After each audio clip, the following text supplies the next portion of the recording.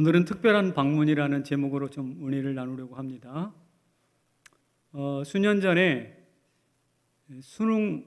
학력고사 수능을 마친 학생들이, 고등학생들이 한 150명, 한 250명이네요. 250명이 모여가지고 특별히 방문한 곳이 있었어요. 그게 어디냐면 청와대예요. 가보고 싶은 곳이잖아요. 어쩌면 긴 수험생활, 초등학교부터 이제 고3까지 12년 동안 긴 그 수험생활, 학교 생활을 경험했는데, 그 수험생활이 끝나는 자리에서 한번 가보고 싶다 해서 청와대를 방문한 건데, 좋은 신선한 이벤트인 것 같아요. 감동이 있었을 거예요. 그런데 그보다 더 오래전에 충주에 있는 어느 한 고등학생이 이러저런 일로 미국을 방문했고 미국 백악관을 찾아갔었습니다. 거기서 많은 감동을 얻었던가 봐요. 그리고 나서 그가 꽤 유명 인사가 되었습니다. 그분이 누군지 아신가요? 반기문 유엔 사무총장입니다. 백악관을 방문하더니 세계를 주름잡는 인물이 되었어요. 특별한 방문은 특별한 인물을 만드는 것 같아요. 여러분, 오늘 우리 성남제일교회를 오셨는데 이 방문이 특별한 방문, 여러분의 인생을 바꾸는 방문이 되시기를 축복합니다. 예수님이 오늘 본문에 보면 특별한 방문으로 여리고를 찾아가셨죠. 여리고는 아시는 바와 같이 교통이 발달한 상업도시예요. 인구도 많습니다. 물산도 풍부합니다. 이 말은 바꿔 말하면 죄도 함께 넘쳤다라는 뜻이 될 수 있어요. 그래서 그런지 예수님께서는 이 도시를 그렇게 크게 관심을 기울이는 것 같지 않아요. 한번 읽어보겠습니다. 시작. 예수께서 여리고로 들어가 지나가시더라. 들어갔다라는 말보다 그 동사가 두 개가 모여지면 뒤에 동사가 주안점이 가거든요. 들어가 뭐 하시다? 지나가는 거예요. 그냥 슬쩍 지나가려고 하셨어요, 여리고를. 그런데 이 계획을 무너뜨리는 사람이 있었다고요. 그게 누군가 하면 삭개오입니다.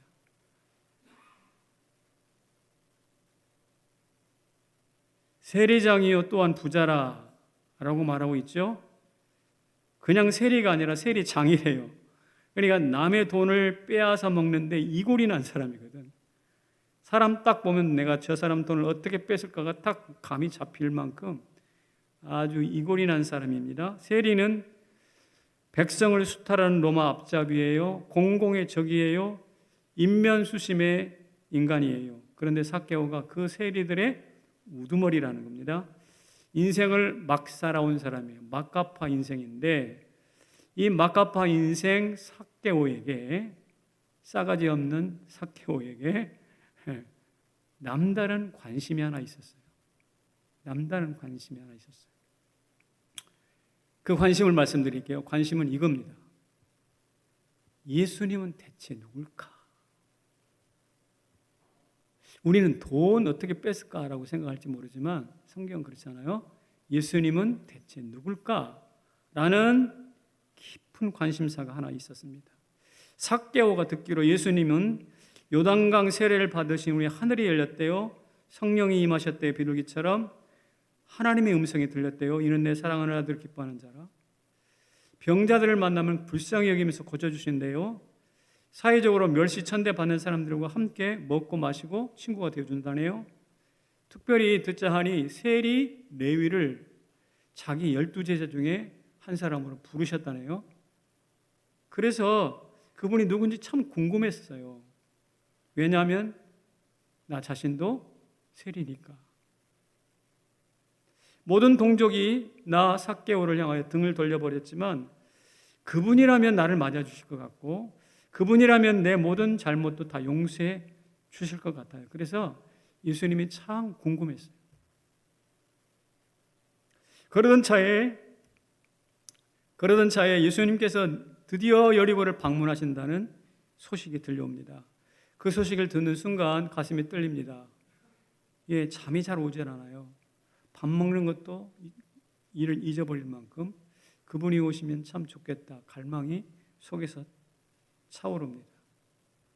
그래서 한번 생각해 봤어요. 그분이 여리고 성에 들어와서 어디를 지나가신지 그분의 동선이 움직이는 동선 라인이 어떻게 될까 생각해 봤어요. 그랬더니 예수님이 이쪽으로 들어오시면 분명히 어디로 오든지 꼭 여기 거쳐야 되는 하나의 길목이 있을 것 같아요. 그리고 그 길목을 발견했습니다. 이를테면 성남에 오려면 대부분 모란을 거쳐야 되는 것처럼 이런 모든 사람들이 꼭 지나가야만 하는 그런 길목을 하나 발견했습니다. 그리고 그쪽으로 나갔죠. 아니나 다를까 예수님이 그 예상대로 그 길을 따라 들어오십니다. 수많은 사람들이 예수님 주변으로 인산이래로 모입니다. 그런데 삭개오가 키가 작다네요. 키가 작으니까 예수님 얼굴을 보는 것은 고사하고 아무것도 예수님의 자취를 아무것도 볼 수가 없는 거 그냥 보이는 건 군중뿐이네. 마음은 간절한데 뜻밖의 장애물이 그를 가로막고 있는 거예요. 참 마음이 무거웠겠죠. 그때 그의 눈에 쑥 들어오는 게 하나 있었어요. 그게 바로 뭐냐면 돌 무화과나무였어요. 길가에 서 있는 돌 무화과나무. 그래서 지체 없이 그 나무로 튀어 올라갑니다. 아니나 다를까 예수님이 저쪽에서 뚜벅뚜벅 걸어오십니다. 걸어오시는 자태는 너무 어미하고 너무 압도적인 자세로서 걸어오는 그 모습이 누구도 거부하거나 누구도 함부로 가까이 갈 수 없는 권위가 있었어요. 그런데 예수님은 평소와 달리 사람들과 악수를 나누며 이야기를 하는 것이 아니라 사람들을 외면한 채 뚜벅뚜벅 걸어서 한 나무 밑으로 가는 거예요. 사람들은 놀랐습니다. 예수님 왜 저러시지? 하지만 가장 놀란 사람이 누군가 하면 나무 위에 올라가 있는 삭개오 자신이었어요. 이 성에 있는 어느 누구도 나한테 눈길 하나 주지 않는데 지금 저분은 나를 향하여 찾아오고 있다는 것이죠. 그리고 찾아와서 멀뚱멀뚱 쳐다보는 정도가 아니라 나에게 외치십니다. 삭개오야 속히 내려오너라. 내가 오늘 내 집에 머물러야겠어. 천둥처럼 연인의 음성처럼 감미롭게 그의 가슴을 때렸습니다. 야야야 이런 행운이 어디 있는가. 그저 지나가시는 모습만 보려고 했더니 우리 집에 오신다고? 이런 행운이 어디 있어? 마치 머리를 한 대 얻어맞은 것처럼 어안이 벙벙합니다. 그 음성을 듣자마자 즉시 나무에서 뛰어내려요. 주여 못난 삭개오 여기 있습니다. 오래 기다렸습니다. 와주셔서 감사합니다. 어서 가시죠. 삭개오는 예수님 앞서 걸어가며 생각해 보았습니다. 내 생에 처음 겪는 희열과 자랑스러움이 아닌가? 내 생에 언제 이런 당당한 걸음이 있었던가? 내 생에 언제 이런 기쁨이 있었던가?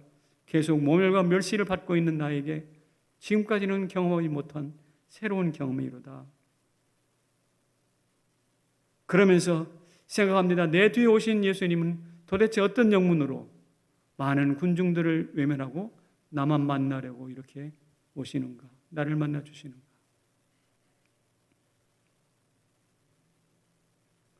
제가 여러분 알고 있는 이 삭개오의 스토리를 좀 장황하고 길게 이야기를 했습니다. 그런 데는 뜻이 있습니다. 우리는 삭개오 그러면 키 작은 삭개오 예수님 만나고 뭐 어쩌고 저쩌고 하는 간단한 스토리로 머릿속에 딱 정리하고 끝내버리잖아요. 삭개오 그러면 우리 굉장히 삭개오를 잘 아는 것처럼 그 이야기를 듣고 피상적으로 딱 덮어버리는 경향이 있습니다. 그러나 그래서는 안 되기 때문에 제가 좀 소상하게 말씀을 드렸습니다. 이쯤에서 우리는 한번 생각해 볼 것이 있습니다. 그것이 뭔가요? 이것입니다. 같이 읽어볼게요. 시작. 은혜 받은 삼총사. 은혜 받은 세 종류의 존재가 있다는 것을 여기서 발견하셔야 합니다. 그 삼총사가 누굴까요?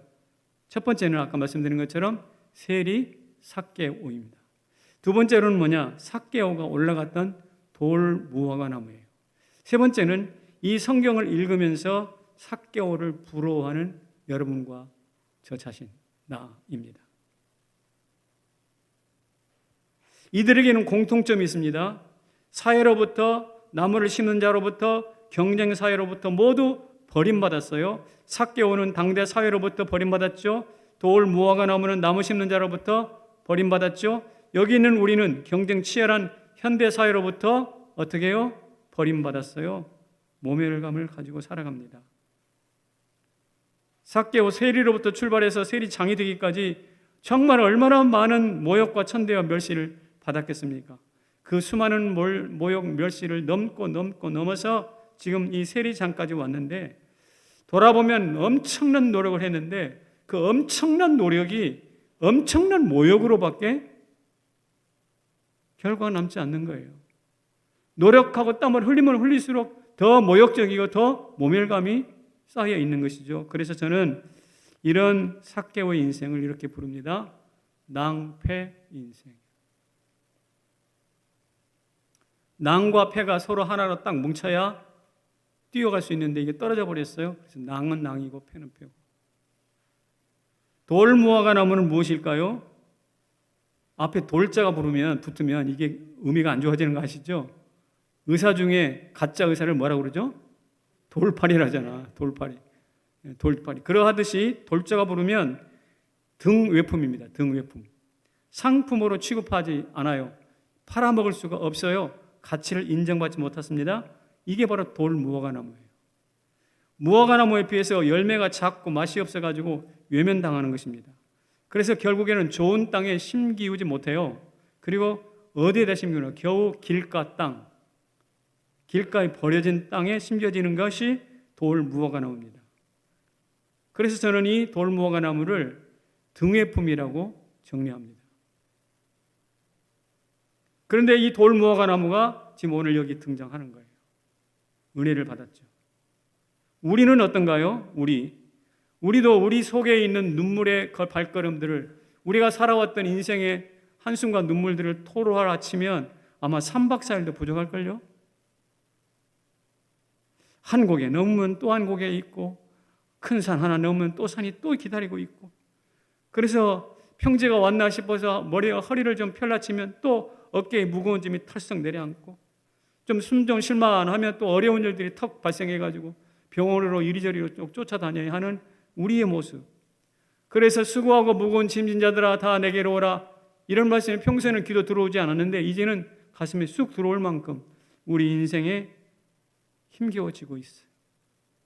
실패와 좌절이 아니면은 내 인생의 자서전을 쓸 수 없을 만큼 우리는 참 비참한 어려움 겪고 있습니다. 그래서 제가 이것을 끝물 인생이다라고 이름을 붙였어요. 삭개오는 낭패 인생입니다. 돌 무화과 나무는 등외품입니다. 예, 우리는 무엇인가요? 끝물 인생입니다. 그래서 우리도 삭개오처럼 이렇게 이야기를 하는 거예요. 주님, 저도 또 하나 21세기의 삭개오입니다. 주님, 저도 삭개오예요 라고 말하고 싶은 것이죠. 그러나 이 세 사람은 은혜 받은 삼총사예요. 어떻게 되었을까요? 이렇기 때문에 은혜 받은 삼총사입니다. 결정적일 때 뭘 받아요? 쓰임을 받는 끝물 인생들. 하나님은 출애굽을 위해서 한 사람을 불러냈죠. 모세입니다. 아시다시피 모세는 몇 살에 부름받았죠? 나이 80이에요. 80이면 끝물 인생이에요. 끝물 인생. 기드온을 불렀죠. 기드온이 고백하기를 나는 우리 아버지 집에서 가장 작은 자입니다. 그리고 조그마한 추수물을 곡식을 빼앗길까 봐 남 눈 속에 가면서 포도즙 틀에서 수확을 했어요. 그러니까 이것은 그야말로 좁쌀 영광 같은 아주 폭이 좁은 사람입니다. 역시 그도 끝물 인생이었어요. 다윗은 어떤가요? 8남매 막내였습니다. 기름 부음 받을 때 그 줄에도 서지도 못했어요. 숫자에 끼어들지도 못했어요. 완전 제외됐어요. 등외품입니다. 끝물 인생입니다. 아모스, 그는 본래 뭐하던 사람인가? 제사장 가문, 좋은 가문이 아니에요. 뭐하는 사람이라고 그랬죠? 양을 찌고 돌무화과 나무를 기르는 사람이라고 그랬어요. 그냥 무화과 나무도 아니고 돌무화과 나무를 기른다고 한다면, 여러분, 우리로 말하면 큰 농장 주인이 아니라 저 산 꼭대기에 조그마한 화전민처럼 밭대기 하나 작물 시켜 해가지고 먹고 사는 사람이에요. 이런 사람이 무엇입니까? 아모스였는데 역시 그도 끝물 인생이었어요. 마지막에 예수님은 어떠신가요? 나사렛 시골에서 30년 동안을 푹푹 썩어가면서 청년 시간까지 자라났던 분이 바로 예수님이에요. 그분도 역시 끝물 인생이에요. 그러나 우리 하나님께서는 제가 말씀드렸던 일련의 사람들 끝물 인생을 가장 결정적인 때 들어 쓰시더라고요. 언제 출애굽할 때, 언제 나라를 적들을 무찌를 때, 언제 나라를 세우고 왕들을 책망하고 열국들을 바로 세우려고 할 때 바로 그 사람들을 결정적으로 일으키셔서 사용하시더라고요.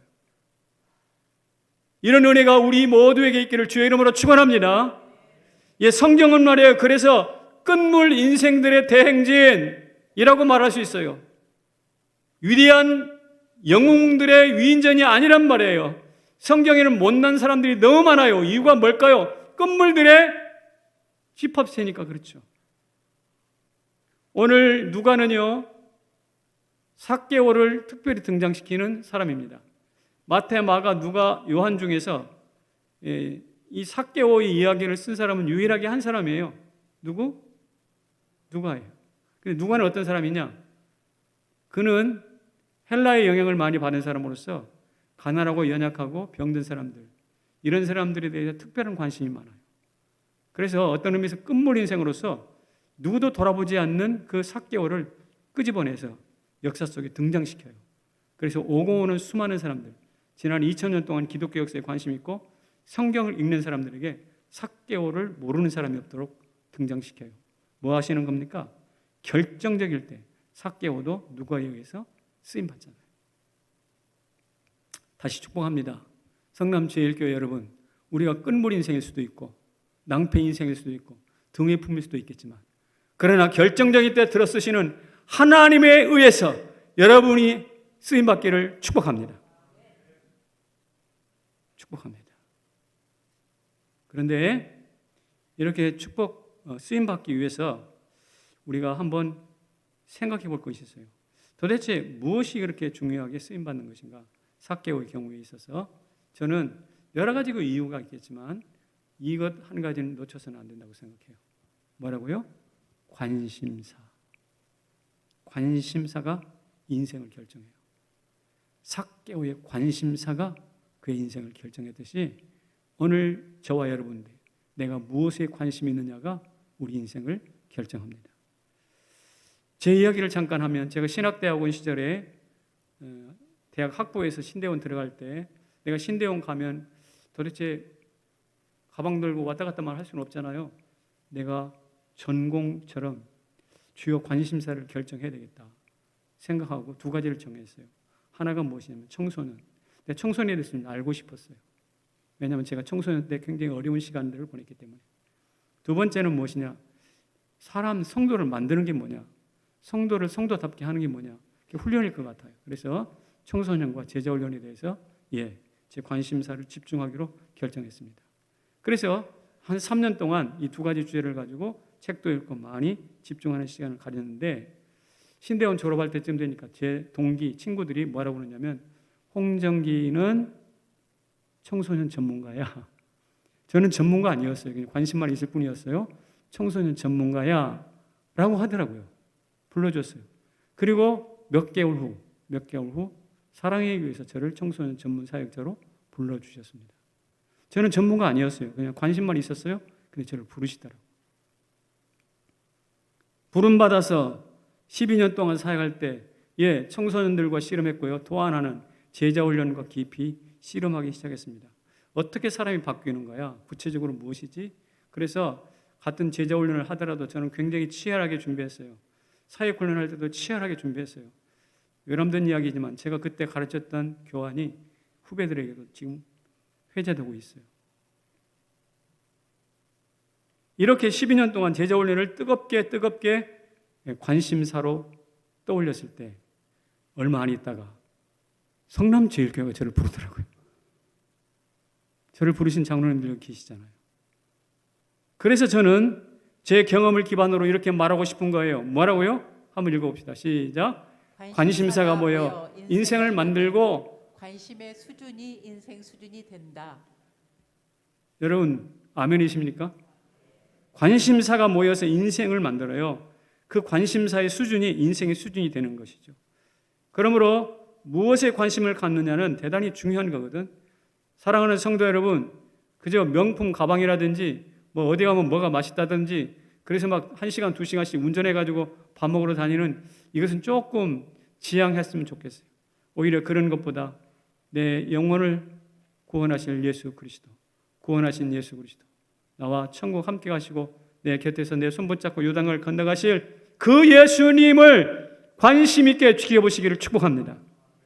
평소 삭개오는 3가지 질문이 있었어요. 3가지 질문. 나는 어디로 가는가? 모든 욕이란 욕은 다 뒤집어 쓰고 살아가는 나는 도대체 어디로 가는가? 그것은 길의 문제였어요.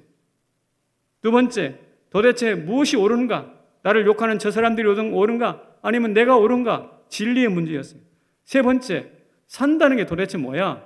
나처럼 욕먹고 이렇게 꾸역꾸역 인생을 살아가는 거, 승진하기 위해서 남을 짓밟고 올라가는 거, 이게 도대체 뭐야? 이것은 생명의 문제였습니다. 길의 문제요, 진리의 문제요, 생명의 문제인데 여러분 이것은 이런 문제에 고민을 하다 보니 자연스럽게 그의 관심사가 예수님께로 갈 수밖에 없어요. 왜냐? 예수님이 이런 말씀하셨잖아요. 같이 읽어보겠습니다. 시작. 내가 곧 길이요 진리요 생명이니 나로 말미암지 않고는 아버지께로 올 자가 없느니라. 내가 곧 길이요 진리요 생명이다 그랬잖아요. 예, 어디로 가는지 무엇이 옳은지 산다는 것이 무엇인지를 예수님께서 압축적으로 우리에게 말씀하시잖아요. 그러니 삭개오가 예수님에게 시선이 꽂힐 수밖에 없지. 그의 직업을 놓고 그 사람 판단할 수는 없듯이 예, 삭개오가 세리장이니까 그의 온통 관심은 돈일 것이다라고 우리는 미리 넘겨 짚을 수 있어요. 그러나 알고 보니까 삭개오의 가슴속에는 돈보다 더 앞서는 관심사가 있었다라고. 그게 누구라고요? 길이 되시고 생명이 되시고 진리가 되신 예수 그리스도. 그래서 저는 여러분이 묻습니다. 여러분은 지금 무엇에 끌리고 사십니까? 여러분의 관심사는 무엇입니까? 그 관심사가 우리를 만들어갈 텐데 부탁입니다. 아간처럼 금덩이 몇 가지, 금덩이와 옷 몇 가지에 인생을 걸지 마시기를 바라요. 가룟유다처럼 은 30에 인생 목숨을 걸지 마시기를 바라요. 육신의 정욕, 안목의 정욕, 이생의 자랑으로 흔들리지 마시기를 바랍니다. 그것처럼 가벼운 인생이 없거든요. 제가 볼 때 삭개오가 예수 믿고 방에다가 딱 걸어놨을 것 같은 팻말이 하나 있어요. 뭘까요? 이것이에요. 오직 예수. 목사님들 방에도 가보면 오직 예수라는 족자가 걸려있는 것을 제가 자주 봤습니다. 여러분 무슨 일을 하든 어떤 방식으로 인생을 살아가든 중요하지는 않지만 그러나 그보다 더 앞선 것이 무엇이냐? 오직 예수라는 관심사를 가지고 있느냐 없느냐. 저는 여러분을 진심으로 축복합니다. 오직 예수께 집중하시기를 축복합니다. 그러면요 다음 3가지의 은혜를 받아요. 변화 3종 세트인데 이것은 삭개오가 받은 은혜거든요. 첫째 뭐냐면 단순한 경유에서 필수 방문으로 예수님의 계획을 바꿀 만큼 비중 있는 인사가 돼요. 아시다시피 설명했잖아요. 예수님이 그냥 지나가시려고 했다니까. 근데 삭개오 때문에 어떻게 됐어요? 내가 이 집에 유하여야 하겠다. 그러니까 빼서는 안 되는 필수 방문으로 단순 경유가 필수 방문으로 바뀌어지는 거예요. 여러분 남들은 별 볼 일 없다고 생각했던 삭개오가 어떻게 위대하냐, 어떻게 중요하냐, 예수님의 계획을 바꿀 만큼 바꾸어도 충분히 가치가 있을 만큼 귀중했다니까요. 바디메오도 예수님께 나사렛 예수여 나를 불쌍히 여기소서 이 한마디 외치 고래고래 소리 지르니까 예수님이 가셨다고 돌아와서 그의 눈을 뜨게 했잖아요. 바디메오 소경에 불과하지만 어떤 사람입니까? 예수님의 행로를 바꾼 사람이라니까. 여러분 아무 사람도 주목하지 않는 별 볼 일 없는 사람일 수 있어요. 그러나 여러분이 외치면 예수님의 행로가 계획이 바뀔 수 있다는 사실을 믿으시기 바랍니다. 아브라함은 지나가는 천사를 쫓아가 가지고 데려왔어요.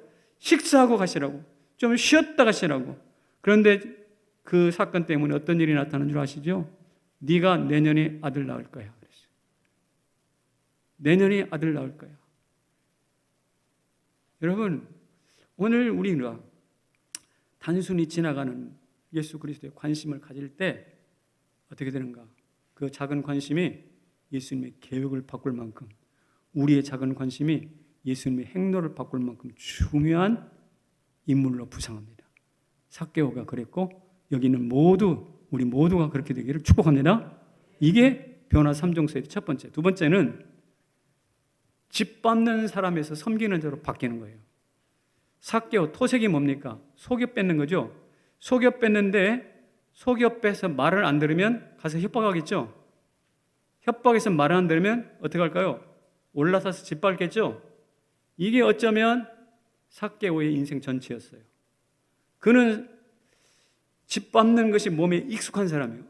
심지어 내가 볼 때 돌무화과 나무에 올라간 것도 어쩌면 자기 속에 체질화된 짓밟기의 표현일 수도 있어요. 그랬던 그가 예수님께서 삭개오야 속히 내려오라 한마디에 생애 처음 짓밟고 올라가는 방향에서 이제 내려가는 방향으로 바뀌었어요. 대단한 변화 아닙니까? 노상 올라가 짓밟아 이랬다가 이제 처음으로 속히 내려오라는 말씀이 가슴에 팍 박히면서 발걸음이 어떻게 해요? 아래를 향하기 시작합니다. 그래서 예수님을 모셔드리잖아요. 그리고 그것이 끝난 게 아니에요. 성경에서 가장 인상 깊은 회개를 보여줍니다. 가장 인상 깊은 회개. 그 인상 깊은 회개는 내려감이었어요. 하나님 앞에 나는 죄인입니다. 무릎을 꿇는 거였어요. 관심 하나가 이렇게 중요해요. 세 번째는요, 부르심을 순종으로까지 확대 심화시킵니다. 삭개오 내려오라라는 그 부르심이 있었잖아요. 예. 그래서 예수님을 내려가서 예수님을 집으로 모시고 갔습니다. 집에 가서 예수님이 이렇게 말씀하셨을까요? 삭개오, 이리 와봐. 내 이놈, 내가 내 평소에 내 한 짓 내가 다 알고 있어. 내가 말을 하지 않을 때 네 입으로 부르봐. 이렇게 해가지고 회개를 시작했을까요? 아니에요. 그럴 리가 없어요. 예수님이 그럴 분도 아니실 뿐만 아니라 오히려 삭개오는 단순히 자기를 불러주었다는 사건 하나 때문에 여리고성에 5만 명이 살았던 5만 대 1로 자기가 피택됐다는 사실 때문에 10만 명이 살았던 10만 분의 1로 피택됐다는 사실 때문에 감동해가지고 예수님 앞에 무릎을 꿇고 예수님, 내가 이러이러한 죄를 지었습니다. 마치 자백을 하듯이 소유의 절반을 내놓고 토상하겠습니다. 4배나 갚아드리겠습니다. 율법 조항에 하면 5분의 1만 더해가지고 주면 되는데 4배를 주겠네. 4배를. 여러분, 이런 단순한 부르심을 이렇게 깊은 회개와 깊은 순종으로 바꾸어가는 은혜가 누구에게 나타나는가? 삭개오에게 나타났어요. 무엇 때문에? 예수님에 대한 관심 하나 때문에. 여러분, 우리도 예수님께 관심을 좀 기울여 봅시다. 교회는 나오지만 교회에 무슨 직분이라든지 일에 대하여 관심이 있을지 몰라도 정작 예수님께 대한 관심이 없는 사람들이 참 많아요. 목사들도 예수님에 대하여 관심이 별로 없고 설교 잘하는 설교에 관심 많은 사람, 그런 사람 참 많이 있어요. 저도 그런 사람 중에 한 사람인 것 같아요. 그러나 이 모든 것으로부터 우리 눈을 띄워서, 우리 시선을 띄워서 예수 그리스도 그분에게로 옮겨가고 집중할 수 있기를 축복합니다. 그럴 때 우리에게도 3가지 은혜를 주십니다. 어떤 은혜인가? 우리의 작은 존재를 통해서 하나님의 계획을, 예수님의 행동을 바꾸는 존재로, 남을 지금까지 짓밟아 왔다면 이제는 섬기는 자로, 단순히 이름만 불러서 이리 오너라 라고 했는데 그것을 깊은 순종의 자리로 끌고 가는 그야말로 멋진 또 하나의 삭개오가 되기를 주의 이름으로 축원합니다. 이게 변화의 3종 세트예요. 무엇으로 시작된다고요? 관심. 이렇게 예수님께 관심을 가져서 깊은 순종으로 나아가는 것을 자발적 순종이라고 말할 수 있는데요. 이렇게 자발적으로 순종하는 사람들에게 있어서는 중요한 인생의 원칙이 하나 생겨져요. 삭개오도 이런 원칙이 생겼을 건데요. 한번 읽어봅시다. 시작. 견디기 힘든 것은 고된 일이 아니라 헛된 일이다. 여러분 인생이 힘드시죠?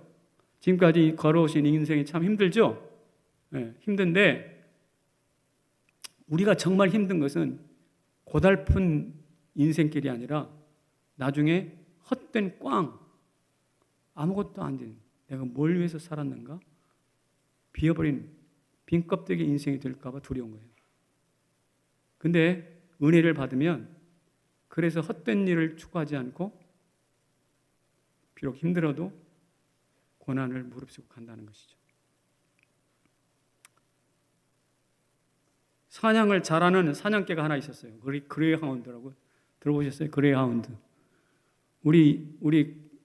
제 기억에는 그레이하운드가 어떻게 기억되어 있냐면 우리나라에 고속도로가 처음 들어오고 고속버스가 처음 생겼을 때 그때 동양고속도 있고 한진고속도 있고 그레이하운드라는 고속버스가 있었어요. 아세요? 그런 게 있었어요. 그러니까 고속도로를 마치 사냥개처럼 달린다 이런 이야기죠. 그 그레이하운드가 어느 날 폭탄선을 하는 거예요. 나는 더 이상 토끼 사냥 안 할 거야. 소이상해가지고 그렇게 부르짖어. 그래서 왜 토끼 사냥을 왜 안 할 건데? 왜 안 하는 건데? 내가 죽을 똥 살 똥 모르고 가서 잡았는데 이게 가짜 로봇 토끼란 말이야. 로봇 토끼. 가짜 로봇 토끼인데 네가 한번 생각해봐. 네가 가서 열심히 가가지고 최선을 다해서 뭔가를 하나 잡았는데 그게 가짜라면 좋겠어? 난 더 이상 이제 토끼 사냥 안 해. 이렇게 이야기를 했다는 것이죠. 여러분 생각해 보세요. 내가 정말 죽을 똥 살 똥 모르고 나의 전신을 온몸을 존재를 던져서 뭔가를 받았는데 그게 가짜라? 순간 힘이 빠지고 배신감이 몰려오겠죠? 분명히 이렇게 말합니다. 같이 읽어봐요. 시작. 고된 일을 하는 건 참을 수 있어. 하지만 헛된 일을 하는 건 참을 수 없어. 인생의 가장 비참한 것도 헛된 꿈을 꾸고 쫓는 거예요. 가론유다 공생애를 예수님과 함께 했지만 헛된 꿈 은30에요. 인생에 파탄 났어요. 돈의 노예가 되었습니다. 자살했어요.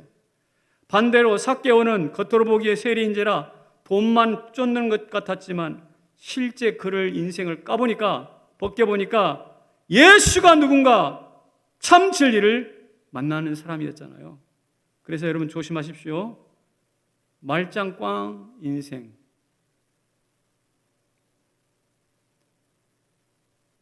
우리가 열심히 뭘 했는데 말짱꽝이야. 이거 흔히 하는 이야기인데 내 인생 마지막에서 말짱꽝이었어. 이러면 얼마나 충격이겠습니까? 그러므로 정말 피해야 될 것은 고된 일이 아니에요. 정말 피해야 할 것은 헛된 일이에요. 귀해 보여도 헛된 것이 있고요. 아무리 힘겨워도 인생을 전부를 걸 만한 가치 있는 일이 있어요. 그렇게 되시기를 주의 이름으로 축원합니다.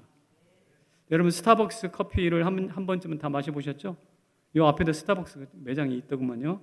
그런데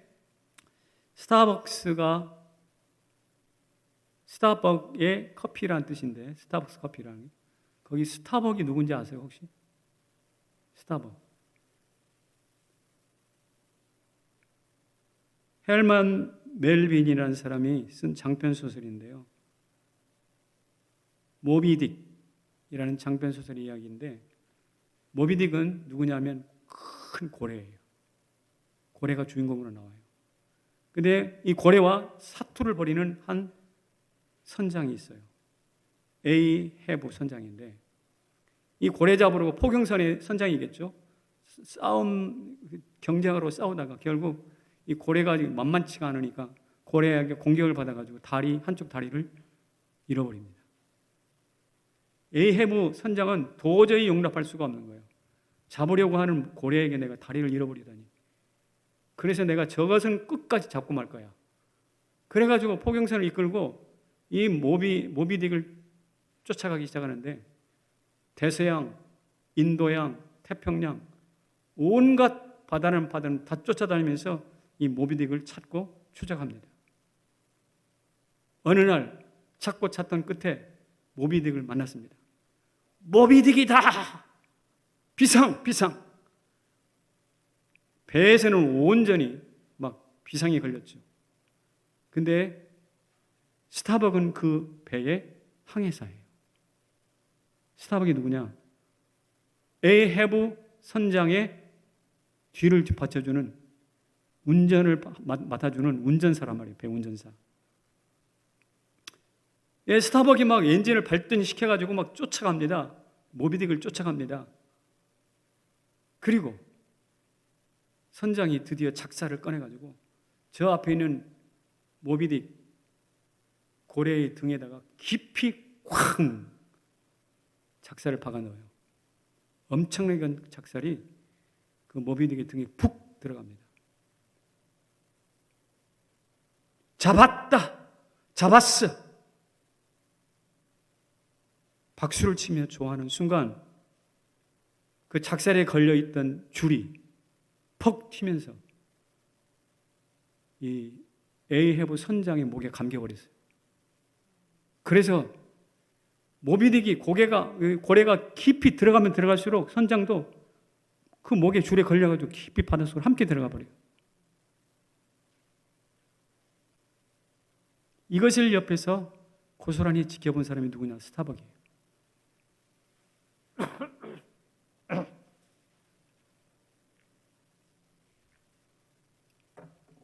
이 스타벅이 그래서 우리한테 던지고 싶은 말이 이거예요.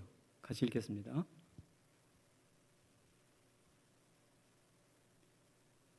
헛된 욕망을 씻어내십시오. 그렇지 않으면 인생 전체가 위험합니다. 이 스타벅이 정말 하고 싶은 이야기가 저건데 하워드 슐츠가 이 회사 회사를 세우면서 브랜드를 뭘로 할까 하다가 스타벅으로 이름을 지었어요. 그것은 무슨 뜻이냐? 오늘 우리가 주는 이 커피를 마시고 당신 인생 속에 있는 헛된 욕망을 씻어내십시오. 만약에 커피를 마시는데 욕망을 씻어내지 못한다면 당신은 우리 브랜드 커피를 마실 자격이 없습니다. 대단히 의미심장한 뜻을 담아서 스타벅스 커피라고 이름을 붙였어요. 여러분, 커피 한 잔을 마셔도 관심 있게 맞는 사람은 그것이 천둥 같은 메시지를 전한다는 것을 알아요.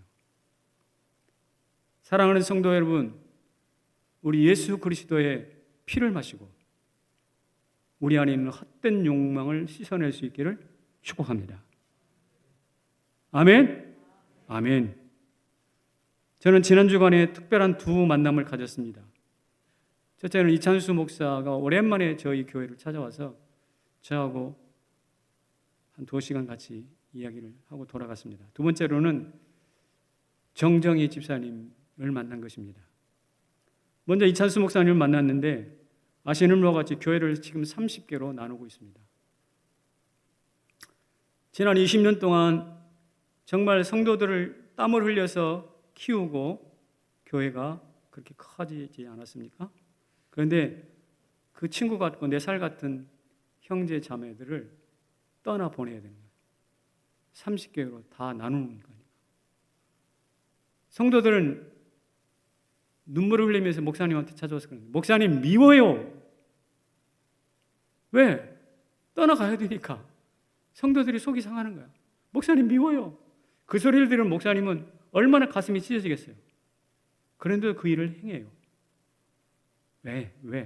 왜가 중요해요. 그 일이 헛된 일이 아니기 때문에.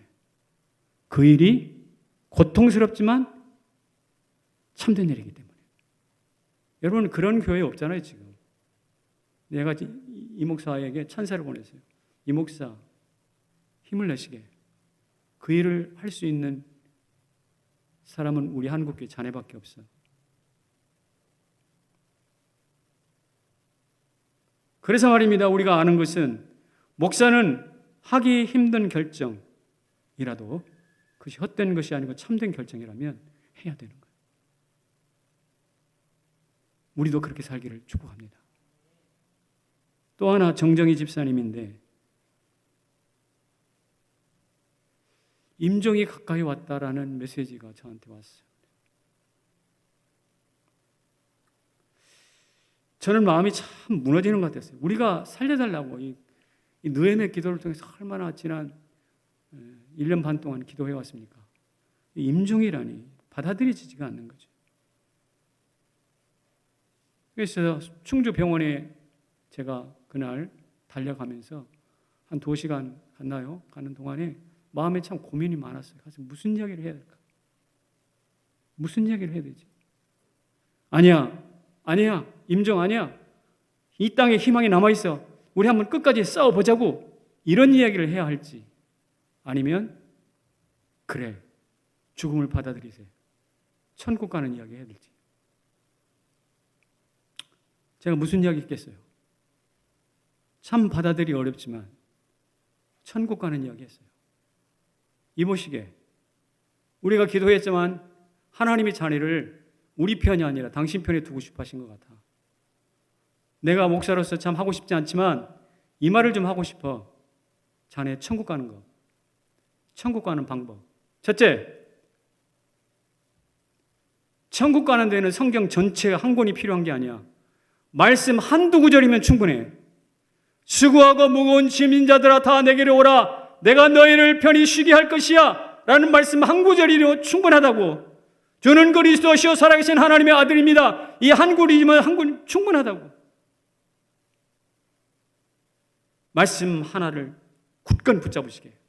그렇게 되면 내가 설교했지, 성령 하나님께서 불로 임하셨듯이 불성곽이 되셔서 자네를 품에 안으실 거야. 성령 하나님이 자네를 불성곽이 되어서 불마차를 태워 주실 거야. 그리고 예수 그리스도께서 마치 어려움 겪고 있는 사도 바울에게 나타나셔서 주께서 곁에 서서 내 손을 붙잡고 라는 디모데후서 나오는 말씀인데, 그처럼 사도 바울을 붙잡아 주었던 것처럼 그처럼 자네 옆에 서서 예수님이 손 붙잡아 주실 거야. 그리고 내가 설교했지, 예수님이 광야에서 시험 받으신 이후에 시험이 끝나자 천사들이 나와서 뭐 했더라? 수종들었더라. 그래, 하나님께서 천군 천사를 파송해서 자네를 수종들어 줄 것이야.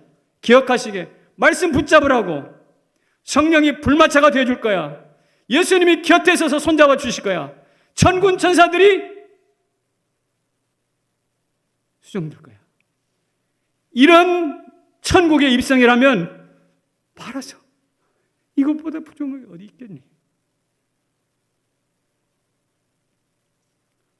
눈물 가운데 제가 말씀을 전하고, 말씀을 전한 이후에 저도 텅텅 울고, 그리고 말했어요. 나 어린 시절 하늘의 별 보며 마당에서 누워서 잤는데 이튿날 잠을 깨보니까 안방에 누워있더라. 누가 나를 안방으로 데려갔을까? 우리 아버지가 안 하다 누였지. 그렇듯이 자네도 이곳에서 눈을 감으면 한순간에 우리 주님 품에 안으셔서 저 천국 아버지 집 따뜻한 곳에서 눈을 뜨게 될 거야. 힘을 내시게. 그리고 제가 나왔는데 그 마음이 힘이 되었는지 모르겠어요. 지원이 딸을 데려다가 같이 만나면서 딸하고 우리 건강한 모습으로 천국에서 보자. 딸과 작별 인사를 하고, 조금 하나님이 힘을 주셨는가 봐요. 그저 시체처럼 누워있다가 일어나서 병원 복도를 몇 발짝 걷기도 하고, 그리고 아내와 같이 대화를 나누었어요. 대화 중에 그러더래요. 지난 1년 반 동안 내가 투병할 때 재정으로 함께 해주시고 기도로 함께 해주신 성남제일교회에 꼭 고맙다고, 잊지 않겠다고 전해주시게. 그리고 이튿날 아침에 숨을 거뒀어요. 돌아봅니다. 천국 간 우리 정정희 집사도 훌륭하지만 참 다행인 것은 그때 내가 이 땅에 아직 힘이 있어. 한번 싸워보자고. 이따위 소리 하지 않고 참 말하기 힘들지만 천국을 이야기할 수 있었다는 것이 정말 다행인 것 같아요.